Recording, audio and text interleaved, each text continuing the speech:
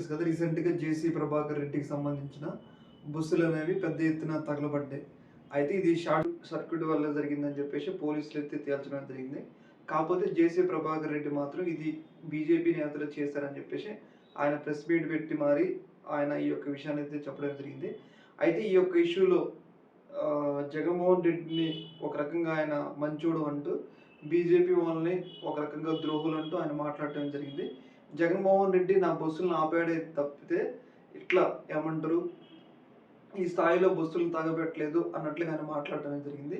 ఏదేమైనా కానీ మరొకసారి జేసీ ప్రభాకర్ రెడ్డి ఆయన కూటమిలో ఉన్న ఆయన టీడీపీ పార్టీలో ఉన్నాడు. కాకపోతే కూటమిలో ఉన్న బీజేపీ పార్టీ వ్యక్తులను టార్గెట్ చేయడం అనేది పెద్ద చర్చనీయాంశంగా మారింది.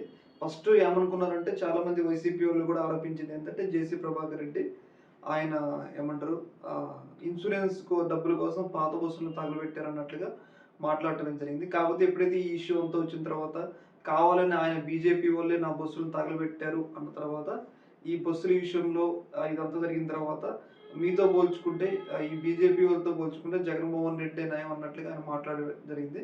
బస్సులు ఆపేయడం తప్పితే బస్సులు తగలబెట్టలేదు అన్నట్లుగా మాట్లాడటం జరిగింది. ఏదేమైనా కానీ ఈ యొక్క వ్యాఖ్యలు అనేవి ఈ జేసీ ప్రభాకర్ రెడ్డి వ్యాఖ్యలు అనేది ఒక్కసారిగా ఏపీలో తీవ్ర చర్చనీయాంశం అయితే అయినాయి. ఈ యొక్క ఇష్యూ మీద మీ యొక్క అభిప్రాయం తెలియజేయండి. ఒక మినిట్. Thank you.